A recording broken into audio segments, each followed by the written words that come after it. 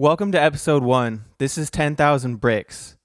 The domain is basketball, but one of our major interests is the life of an athlete, their challenges, their setbacks, their determination, and their mindset. Let's get right into it. I want to start by talking about the play of Ja Morant. What is so special about Ja Morant? He's just coming off of a performance of 46 versus the Bulls and 52 versus the Spurs. Um, that is a really good question. Right now his athleticism is like one of the main things I think of first of when I think of Ja Morant. But I don't mean athleticism just in the sense of like, oh, he's big and strong or he can jump really high. I mean like his control.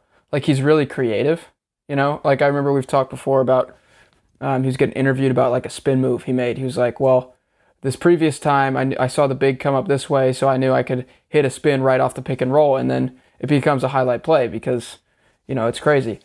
But his body control around the paint and his length is like, that combination is pretty darn deadly. And then you add like the explosiveness and the fact that he's got the ball in his hands all the time, and the fact that he's coming off pick and rolls, and he actually is pretty smart.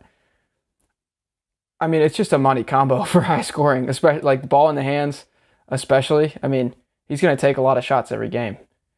So he's in a really good situation. I don't know if that's great for defining him as a player, but like definitely you could attribute some of those scoring performances to situations, especially now that he's got a guy like Steven Adams, to play off of.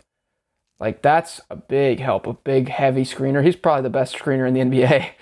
So, that would be my take on it. Yeah. For sure. I definitely have to agree. His athleticism is out of this world. Like you said, though, it's not just explosion. It's not just speed. It's the way that he uses it and uses it with control. And in specific, like one of the things that I see, he changes speeds and vectors extremely fast. The way that he plays the pick and roll, specifically a lot of the time we see him play the pick and roll with the pick set within the three-point line or at the top of the key. So he's getting really deep when he's at the point of engaging the defense. And he's definitely one of the best in the league already at this young age of putting the defender in jail on his back when he comes off that pick, getting real slow. And like the thing that's special specifically that lets him put up all of these points in this variety of ways that I'm seeing is he's already mastered the floater, coming from a lot of different release pockets, off of 2 feet, off of 1 foot, coming to a jump stop, fading. It just doesn't seem to matter. And one of the things I wonder is, did he come into that kind of floater from practicing it over and over again, or did he just come into that style of play just because that's where his athleticism naturally led him? I feel like it's probably a bit of both. There's definitely intentionality behind those things, but given Ja's background, I would have to guess that it is a little more towards like just the natural evolution of the way he played. I mean, everybody's going to lean towards that anyways. I mean, if you, starting from a young age, if you're good at something, like you're going to start doing that thing over and over again, especially in an environment where that's rewarded. Like in basketball, a lot of guys who are really tall early and, will like peak out at 6'3" or something, they play center in middle school. And that's what they get good at. They never learn dribbling. They never learn, shooting and other stuff like that. So I imagine it's kind of a similar situation, but in a positive outcome. Because, again, like part of that playing the pick and roll inside the three-point line is because his three-point shot isn't that consistent. Yeah. So he's like, okay, now I got to get into a position where I can actually attack guys. I mean, guys would do that all the time in the 90s. Like if you watch John Stockton, every pick is inside the three-point line because he's not going to shoot a pull-up three. So he's getting to the point where, okay, here I am close enough to the rim to where I can actually make a play. So I think it's more natural than intentionality because he's just taking what he's given. For sure, man. I tend to see the same thing when I watch Ja. He looks like one of the least predetermined players I think I've seen. I don't just see him going to a go-to move. I see him finish with about 13 different moves per game. Yeah, he's usually. very creative. He's incredibly creative. Incredibly creative, and that's hard to practice. You're certainly born with it sometimes, but definitely comes from what you bring to your game, right? He's very like Steph and Kyrie-esque in that way, where they're both just intensely creative offensive players.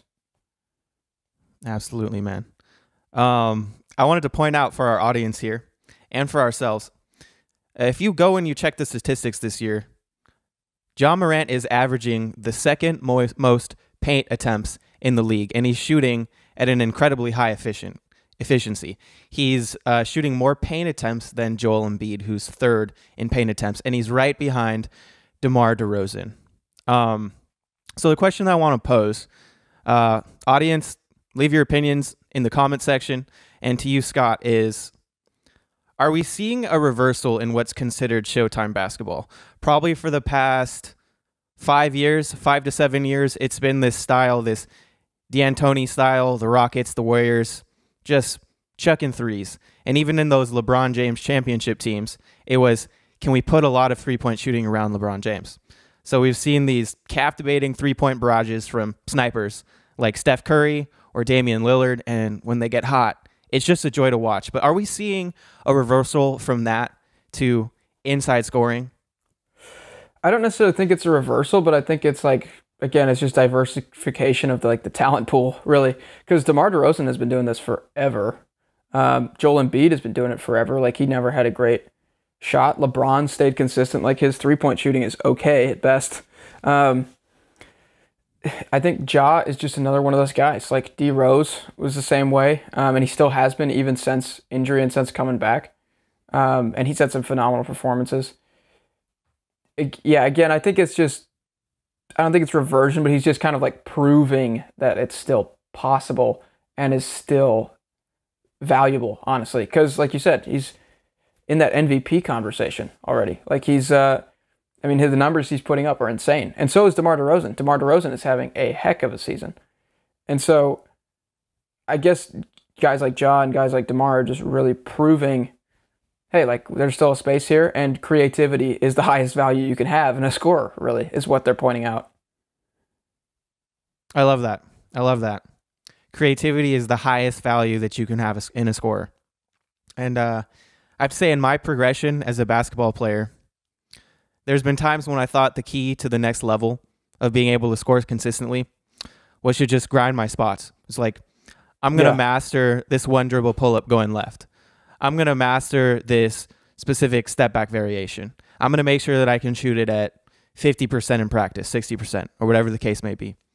And I have to say, like, I feel that I quickly learned that locking myself into that mentality of my spots, at least for me, it did not work, because there's something I think about scorers is they find a way to score no matter what. And like specifically the types of scorers that actually, they change their release point. They fade. They create awkward body positions and still finish. They don't care. Yeah. They don't need access to their specific pocket, their specific shots.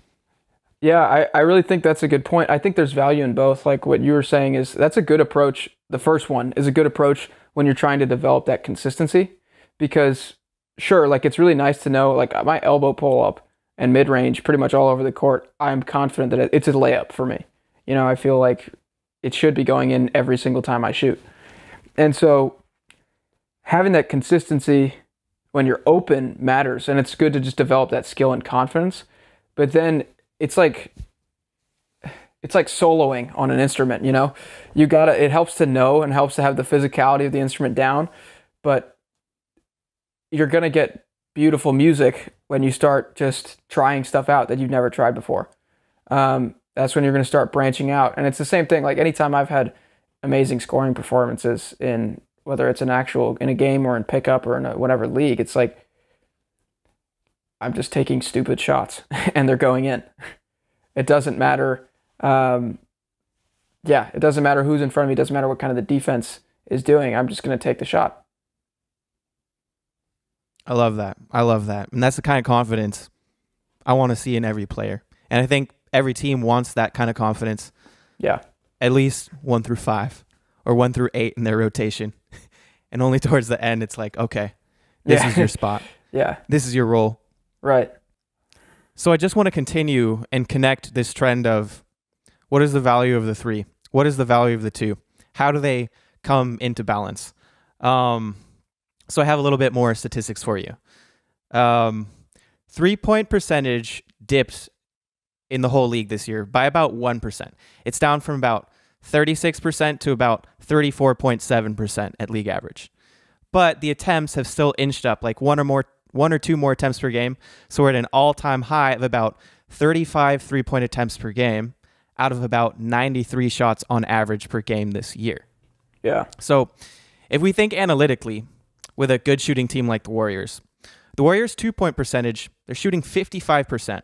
So that's 1.1 points per shot. They're shooting the 3 at 36%. So that's 1.08 points per shot.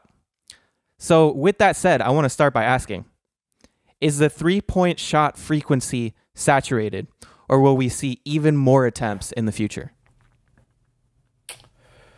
Is it saturated, or was it? I am honestly not sure, because I think a bigger question is how those attempts are getting taken. Because if it's driving kicks, like, it's kind of weird because it's so symbiotic in basketball. Like the 2-point and 3-point shot, you don't have one without the other. Drive and kick is a massive, like, that's a huge generator in terms of like any kind of off of a pick and pop, off of a pick and roll, and then there's a drop on a help or something like that. Any kind of kick out is always going to be there for the 3-point line. And what will happen in theory, you could see like, okay, if the 3-point line becomes ridiculously efficient, like guys are just hitting every single 3. And everyone's a threat, which is kind of where the league's at right now, in a lot of ways. If guys were to start leaving the paint to cover 3-pointers, well, of course, you're going to see a lot more layups or a lot more floaters or a lot more putbacks or whatever. So that, I think, will influence it a lot. I think it'll kind of always do this yo-yo. I don't think it'll ever go one way and never come back. I think the 3-point shot in the past 5-10 years has really been seen for the actual value it holds because, I mean, it's only been around for 40 years or something. So I think people are just now starting to realize like, oh crap, this is insanely valuable. Even though it's been that way for the past 10 years, I think now we're going to see a reversion for opening up guys like Ja because guys are having to stay outside on 3-point line help a lot tighter than they used to. So I think it'll just yo-yo back and forth continuously and it'll always kind of average itself out. Okay. We'll certainly see about that. I am going to go out on a limb here. I'm going to predict that if you look at the average over the next 3 to 5 years, I think it's going to stay right where it's at. Yeah, I think it's kind of reached peak. I don't think it's going to keep going. But at the same time, I think it's possible that it will become a few percent points more efficient in that time. Sure. I think the only way that happens is if more shooters like Steph and Trey and Dame and Luka, even like guys that just start shooting from wherever the heck they want off the dribble. Like that's where, I mean, they're such outliers though. So it's hard to say that will drive a huge efficiency spike. But in theory, I guess that's where I could see it coming from. Because the drive and kick is just going to have to go back and forth depending on matchups and how efficient the shot is that year. I mean, I think you probably know this intuitively, but the most efficient 3-point shots are always off the catch. Even these people who are great at shooting off the dribble tend to shoot 5 to 10% more efficiently on an open catch. Yeah, it's way easier. So, way easier. Yeah. It's actually a great topic for another podcast. That is a good shooting episode. Let's add that to the list. Yes, sir. So maybe we've already touched on this, but what would ultimately limit the amount of 3-point shots taken? I think the way the defense is played, kind of like I was talking about earlier, could ultimately limit. I'm not quite sure, I guess, where that question goes, but in the sense of a limiting factor is always going to be where the defense is at. I mean, you know, like you said, off the dribble is such a harder shot, and there's so many, there's fewer people that take that shot as often. So the catch and shoot will be limited by how guys are getting run off the line. Like they coach a lot of closeouts now to run people off the 3-point line. So that'll limit inherently the number of shots people take. And it's only just because, like, naturally, like if you have an open layup, you're going to take an open layup. You see what I'm saying? So I think that'll be the limiting factor, the biggest limiting factor. I don't think coaching will have a ton offensively. I think offensive coaches are just going to say, take the shots you get, unless they got a really specific offensive system. That's a really good point. I would tend to agree with that. In specific, that style of closing out. Yeah. It seems like what's been delivered to a lot of teams, a lot of players around the league is a desperate kind of closeout. Like, don't let the shot even come off. Yeah. Like, don't let them get the shot off. Yeah. Jumping, like the closeout where you leave your feet, where you're willing to be out of bounds, out of the play, and now there's a downhill 5-on-4. Like, in fact, like, I mean, you're encouraging teams to come into the paint, right? Right. But I think we're actually seeing a transition at this point where people are recognizing, let's not coach that style of closeout at this point. Let's coach a little bit more of a disciplined closeout where you come into a jump stop, make sure you stop your momentum. I mean, get a hand, contest. But I don't think we're at that point where teams are being told, don't allow them to shoot anymore. So I think you're definitely right. It's going to be the way that defense plays that would be the limiting factor. Like Steph and the Warriors are going to be closed out a lot differently than like the Bulls or, you know, the Grizzlies or something. Like those guys aren't going to draw the same amount of attention. So yeah, I think there'll still be those outliers where like nobody's going to say, yeah, let Steph shoot a slightly contested three. I mean, maybe if his numbers are so down, but I don't know. I think that's definitely an accurate assessment of what you just said. Okay, and I want to add one more thing that I had in the back of my mind when I imagined this question. It's at a certain point, there's got to be some feeling of morale that's in the team. It's the energy in the stadium.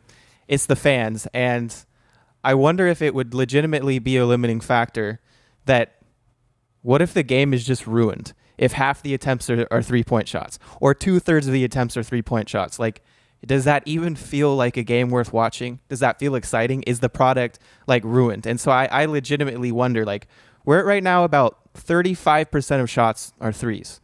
But if that were to get too much higher, I wonder if that would take the joy out of the game.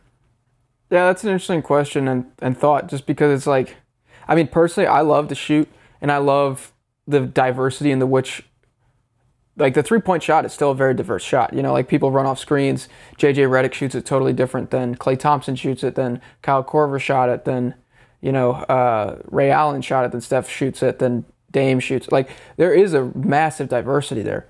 So I don't particularly mind it, especially like when you got beautiful offenses like the Warriors offense. The Bulls offense has been fun to watch. The Spurs often have a pretty good one. You know, if it's just walk-up threes, like, that sucks. Nobody likes that. It's not fun to watch. But if it's guys running off picks, guys just making insane, like, I personally love that as a fan of the game. I don't quite understand the general, like, dislike or disdain, maybe is a better word, for the 3-point line and the volume. But I could see, sure, like, if it was like the other way, 60-30, you know, 63-point shots attempts per game and then 30 paint attempts, like, okay, that would probably be weird. Yeah, it would be weird. And there's a specific kind of shot that makes me want to change the channel. And that shot is once you're beyond the first 5 minutes of the game and the players are all settling in, they're playing a little bit more free. And they're not playing particularly hard. There's this kind of shot that happens when you get 3-point happy teams, which is maybe 3 possessions in a row of crossing the half-court line, 17 seconds on the shot clock, pull up for 3, brick. Right, yeah. Repeat that a few times. I see that a few times, and it legitimately makes me want to change the channel. So yeah, that's it's a really good point. I don't like that shot either. Yeah.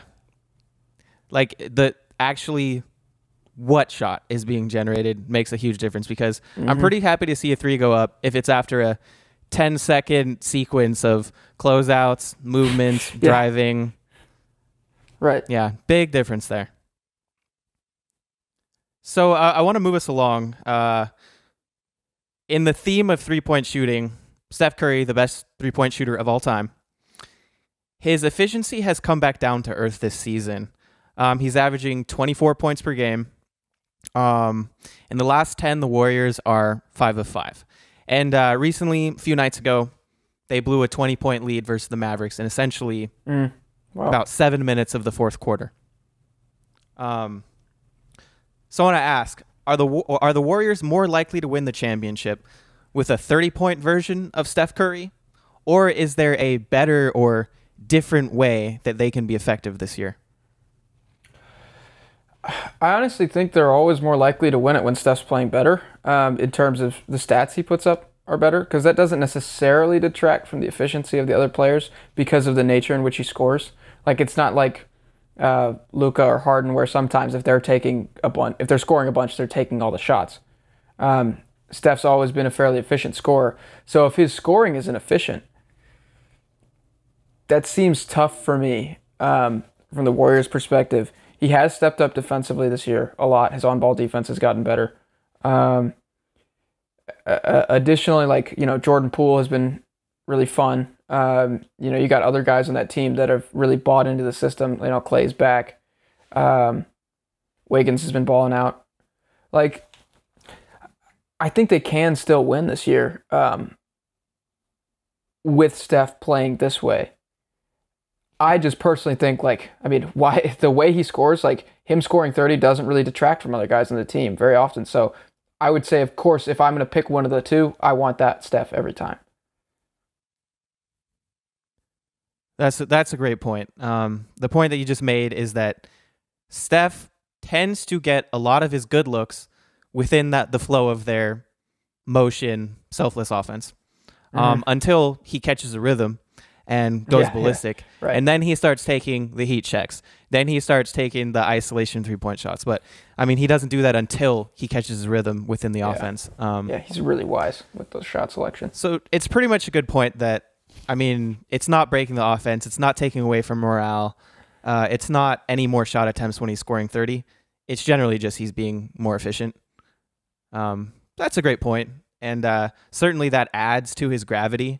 But at the same time, what's been pointed out by a couple great basketball channels is, regardless of Steph's shooting status, in a season or during a slump, defenses tend to play the Warriors the same way, which is try to stop Steph from doing anything and allow everybody else to do their thing.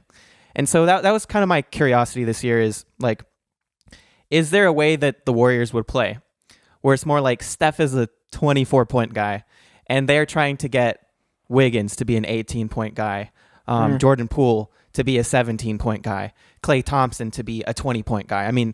They have probably 4 or 5 20-point scorers on their team. Yeah, for sure. And so I'm just curious, how do you get the most out of those dudes, knowing that, a lot of those guys, Klay, Jordan Poole, they actually feed off of their own rhythm. They feed off being fed. They feed off getting more looks.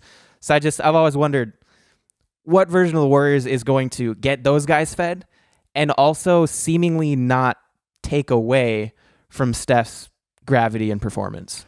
I think you kind of just actually spoke to it in the question. The only thing I would add is, I think if Jordan Poole is assertive, because he's the type of guy who can, when he gets hot, take those kind of heat check threes, similar to Steph. Klay has always been really a rhythm guy in the flow of the offense. That's what makes the Warriors good, is their team dynamic. It's not just Steph or not just talent. It's how that talent fits together. Wiggins can definitely run a lot of those naked handoffs that Draymond and Steph run. He could run a lot and score a lot in the flow of the offense because of the gravity. I think Jordan Poole, if he's more assertive on his off the dribble shots and trying to be a creator more, then you could get guys like Klay involved. Then you could get guys Steph has the gravity, and then you have some gravity for Jordan Poole too. So I think that's the way. I think Poole could be a big key, I guess, right there, because he provides that second creator like KD provided. He's not as as unstoppable as a 7-footer who can shoot from wherever, but still, he could generate a similar type of gravity that could carry them a long way. That's a fact, and I'm certainly happy and more excited watching them play when I've seen him play closer to his peak of his performance. Preseason I guess was great. one thing, yeah, it was crazy. It was crazy, and on kind of like, it seemed like he carried it into the beginning of the season. Seems to have quieted down a little bit. Sure. One thing I definitely left out is the Warriors are hurting really badly right now because of the absence of Draymond. It's a back issue. It's something that is legitimately concerning, but they're saying he's coming back. But let's say he comes back and he gets re-injured, or let's say he can't come back, or he comes back but he's not able to do his role. Is there some other person that they can substitute who can be that Draymond role? At least offensively. Offensively, Bjelica. Nemanja Bjelica. I forget how you say his name. Yeah. He's Serbian. I should know that from my time over in the Balkans. But he can offensively do a lot of the passing. He's a pretty good facilitator, and he's a little more of a consistent shot than Draymond. I think Wiggins can also substitute a little bit, and JTA. They can do a lot of those handoff actions and roll hard to the rim. That's what Draymond does really well. Bjelica is, and when I've seen him play, he definitely can roll and like pass out of it. I think better than those other two guys. But they got like those three guys, and then Kevon Looney can play a lot of that similar role. Draymond just, the smart and the connection is tough to replicate. But I think if those guys get in a rhythm, they could really patch that hole pretty effectively. They'd have to maintain it really well, but they could patch it. What about Iguodala? Oh, yeah, I totally forgot about Iguodala. Yeah, I mean, he has that veteran connection too, and he's been on those championship teams, and he could do something similar, I think. I don't know. I don't think of him as a facilitator. But maybe I just haven't seen him in that role so much. Okay. Out of those guys you just listed, who do you think is the best facilitator? I haven't seen JTA play enough, but I know Bjelica can pass. I know he can really pass, and he could add some shooting that Draymond is less consistent with. So I would purely offensively put him in there. And then see how much that affects defensively. But offensively, yeah, Bjelica. Yeah, I was watching the end of that Warriors game where they gave up their 23-point lead. And they were using Bjelica as kind of a high post, top of the key facilitator. That's exactly and where I've seen him. Yeah. He was definitely dropping off some very nice passes. I didn't recognize that he had that quality of being able to pass like that. And so I saw that they're certainly using him to fill that role.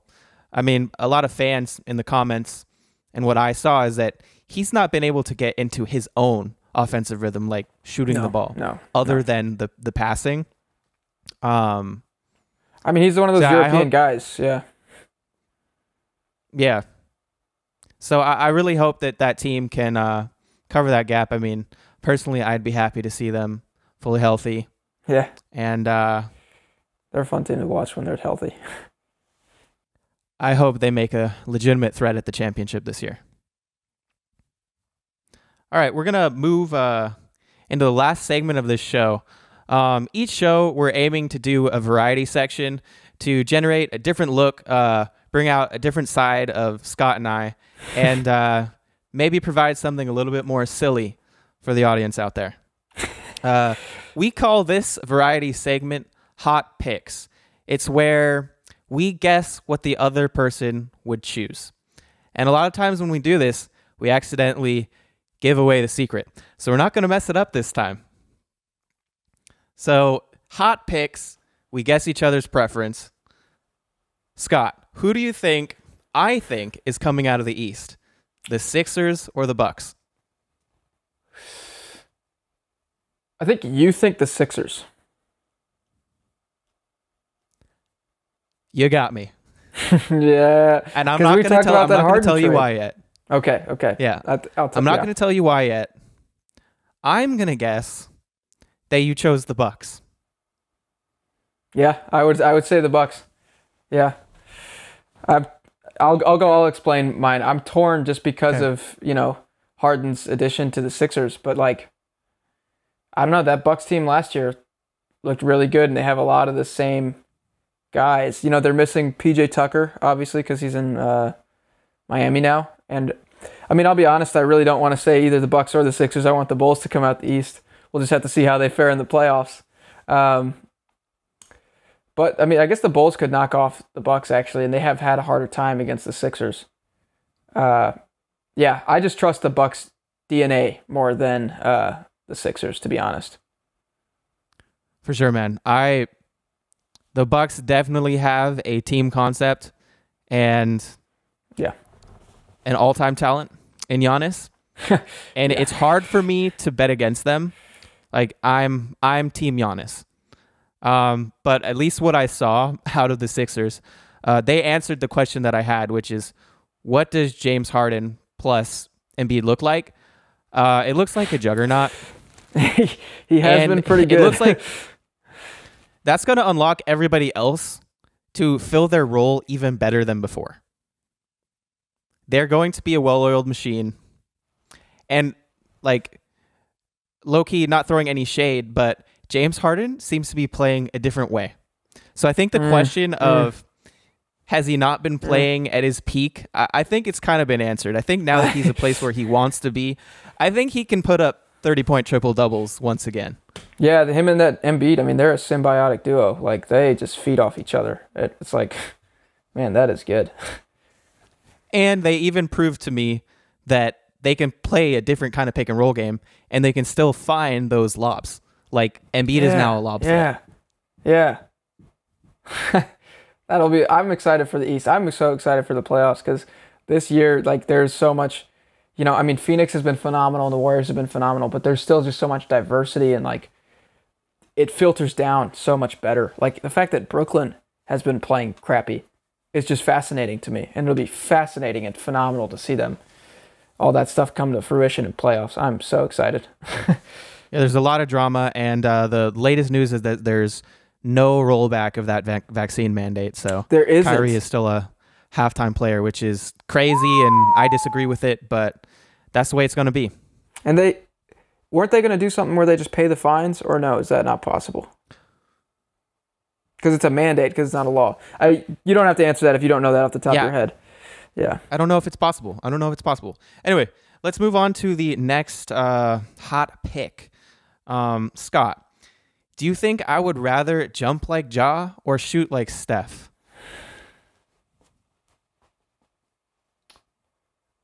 I'm pretty sure you have asked me the specific question. And I think you would say shoot like Steph. I'll give you a brief explanation why. Because that gravity that generates, like, it would just be fun to play that creatively all the time. I mean, like we talked about, Ja's creative, but I think Steph's is also longer term. So I think that's what you'd pick. You're right. I do tend to choose the long-term outlook. I'm in this thing for life. I'm going to go ahead and say that you would choose to jump like Ja because I know you believe in your ability to work on your craft. So I know you're thinking, well, I'd be super athletic at that point, and my jumper will come along. So did I get it? That you've made me want to change my answer, actually, because I would pick Steph just because I'm such a big fan of his, and I love the creativity that he plays with, and that just like I've shot really well before, and the gravity it generates and the flexibility you have is so much fun, and it pisses people off. So it's awesome. But jumping like Ja and having that would be pretty fun. Like, having even something close to that would be really cool. So I'll give you half credit on that one. All right. Yeah. So my answer to that is, I think a few weeks ago I would have said shoot like Steph, but no, I decided I want to jump like Ja, and I'm gonna bet on my ability to develop my other qualities. That makes sense. That's fair enough. And the last hot pick of today is: would you rather play in a game fasted or with a meal before playing? What do you think I would choose?